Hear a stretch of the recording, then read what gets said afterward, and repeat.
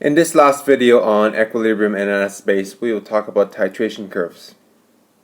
As a reminder, a titration curve is just really a specific case of a pH curve that we can draw while we're doing titration.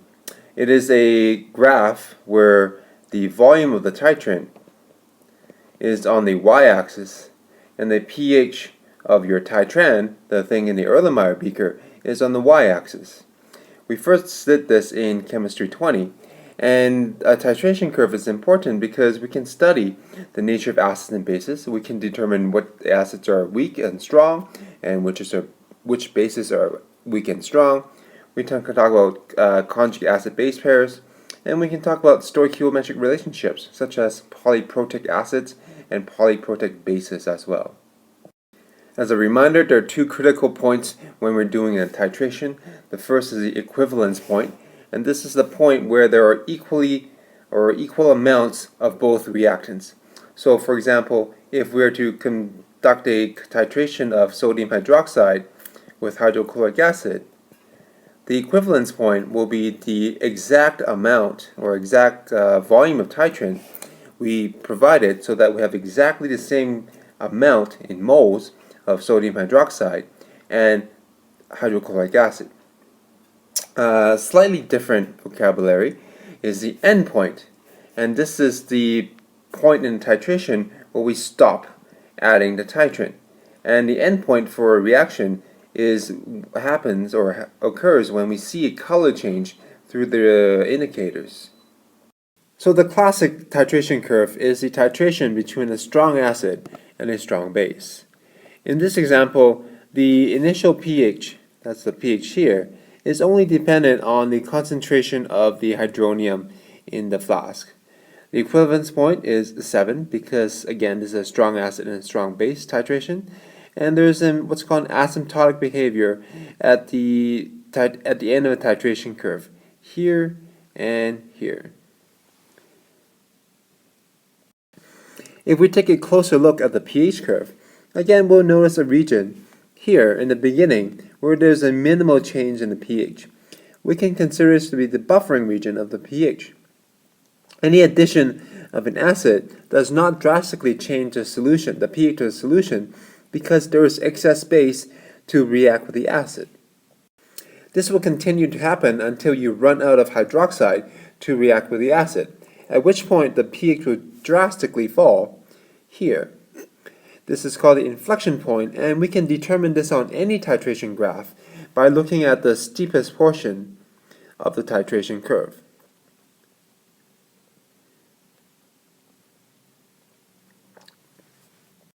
Again, we can look at the titration curve for the titration of a strong acid into a strong base. Again, the buffering region is occurring at this point, therefore the pH is minimally changed. However, once the buffer finally fails, once there is no more hydroxide to react, the pH drops drastically. This is our equivalence point of our titration. And as this slide indicates, that once there is excess acid added, the solution is now primarily water and hydronium. Therefore, the pH will drop drastically. After the titration point, you'll notice again a region of stable pH, because any additional hydronium merely increases the concentration of hydronium. It does not affect it drastically because there is such a large volume of solvent, of water, in the beaker already. Therefore, the pH barely changes after the equivalence point. Let's look at another possibility. Now let's look at a weak acid being titrated with a strong base. Our strong base here is our titrant. That means it is going to be in our burette. And as you can tell from our looking at our titration graph, initially the pH is relatively low because you have a weak acid in the Erlenmeyer flask. The starting pH may be quite low, or it could be slightly higher to almost towards pH of 5 or 6. It all depends on the strength of the weak acid that is being titrated. Depending on the base that you're adding and the weak acid that's being titrated, you may notice what is called a small initial bump. This bump is the increase of the pH when then it settles out into the buffer zone. Here a true buffer is now present because there is a approximately equal concentration of the weak acid and its conjugate base. In the middle of this buffer zone, we have a pH that is what is also known as the pKa. Just at the half equivalence point, there is an approximately equal concentration of the acid and the base. As you remember from our buffer video, the pKa of a weak acid, weak base buffering system is approximately the negative log of the Ka value of our buffer system. And lastly, as you'll remember from your Chem 20 courses, at the equivalency point, the pH of the solution is slightly greater than 7. This is because when our weak acid reacts to form our conjugate weak base, we have a solution of a weak base. And being a weak base, its pH will naturally be greater than 7. Let's now look at the reverse situation when we have a weak base titrated with a strong acid. So the weak base is our sample, it's in our Erlenmeyer flask, and our strong acid is our titrant, which is in our burette. Once again, our initial pH and the possibility of a little bump is all depending on the identity and the strength of the weak base. As again you learned in previous courses, the pH at the equivalency point is slightly less than 7 because when the weak base is completely converted into its conjugate weak acid, indeed you have a weak acid, and being an acid, the pH of that solution will be less than 7. Another point is that once again you'll notice a buffer zone initially, so at approximately half the equivalence point, the pH will be equal to the pKb of our weak base. Remember in the last slide, the pH of the buffer zone was the pKa of the acid. Well, now that you're titrating a weak base, it is going to the pKb of the acid. As a quick review from Chem 20, polyprotic acid, poly means more than one, and protic means proton. Polyprotic acids have more than one proton to donate to a base. And on the other hand, a polyprotic base can accept more than one proton from any acid. Now, if there are polyprotic acids and bases in a titration, we react them as a series of single proton transfer.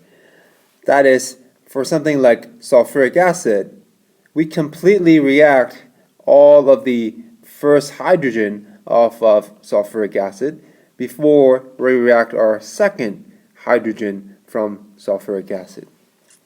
And then, of course, the pH curves for diprotic, triprotic, or bases will look very different than of monoprotic acids and bases. Usually, if we're titrating with a diprotic acid, you'll see two distinct drops in your pH. The first drop would be the equivalency point of the first reaction. So, for example, from H2SO4 going to HSO4. And then the second drop here will be the reaction from HSO4 going to SO4 2-. If we look at a real-life example where we're titrating with a diprotic base, sodium carbonate, we see that there's two distinct drop points. The first one here is when carbonate ions, CO3 2-, accepts one hydrogen to yield hydrogen carbonate, HCO3 1-. And then the second one, a second equivalency point, is when the HCO3- now accepts another hydrogen to yield carbonic acid. You get two different drops because there are two equivalency points and there are two separate proton transfers. Now, because there are many different chemical species in our titration in the previous example, we need to determine exactly what is reacting. Again, first of all, we need to determine what are our acids and our bases present. So we identified all the species present. So we have hydronium, chloride, sodium, carbonate, and water. On our table of acids and bases, we see that hydronium and water can act as an acid, whereas carbonate and water can act as a base. Then we identify which is the strongest acid and the strongest base. Again, if you look on your table of acids and bases, you'll see that hydronium is the strongest acid and carbonate is our strongest base. Therefore, these two will react together. That is, the hydronium will donate its proton into the carbonate ions. Now, this reaction is quantitative, which means it will react 100% with the carbonate ion first. Only after all of the carbonate ions have been used will the hydrogen carbonate ions be able to react with hydronium. So then, in order to determine what exactly is happening during our second reaction, once again we identify all the species present, and then identify which are acids, which are base. In this case, hydronium again is an acid, as with water, and hydrogen carbonate is an acid this time. It can donate its hydrogen. On the other hand, looking for the bases, we see that the water is a base, as well as our hydrogen carbonate ion. Then we look at the table of acids and bases to determine which is the strongest acid. In this case, it's going to be hydronium, and our strongest base, which in this case is hydrogen carbonate. Now, because our strong acid is above our strong base, it means that our reaction is spontaneous and quantitative. It will react to 100%. So then, hydronium will react with hydrogen carbonate until there is no more hydrogen carbonate. If we continue to add more hydronium, it will not have a third reaction possible. There is no more hydrogen carbonate to react. Instead, the strongest base present is the water, and we know that water will not spontaneously react with hydronium. Therefore, the hydronium added will just be sitting in the beaker, and it will lower the pH of the overall solution. So we've discussed the carbonate ion at its diprotic base. Other diprotic base includes sulfide, and a triprotic base is our phosphate ion. And here are the reactions that show the sequential reaction with hydronium ions. On the other hand, there are polyprotic acids. We've already discussed sulfuric acid. Another example would be oxalic acid. Here you can see that this is one of the weak hydrogen. It's a carboxylic acid. And then here is another weak acidic hydrogen. So it could donate both of them, one at a time, however, to hydroxide ions. And a phosphoric acid is a triprotic acid. It can donate 3 hydrogens, one at a time. First, H3PO4 becomes H2PO4, and then becomes HPO4, the invisible 1 there. And then there is no H, it's just PO4, 3-. However, you have to realize as hydrogen phosphate loses more and more hydrogen, it becomes weaker and weaker of a weak base, or weak acid, sorry. So this slide formally summarizes that as a polyprotic acid loses hydrogen, its new acid strength is greatly reduced, anywhere from 100 times to 100,000 times weaker. That is, its Ka decreases by order of 10 to the 2 or 10 to the 5. Therefore, in real life, this weak acid could be so weak that it doesn't react at all.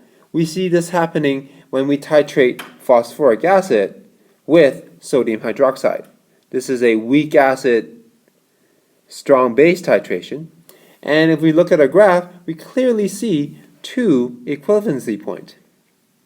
The first one here is the reaction of H3PO4 with NaOH. The second one here is the reaction of H2PO4 minus with NaOH.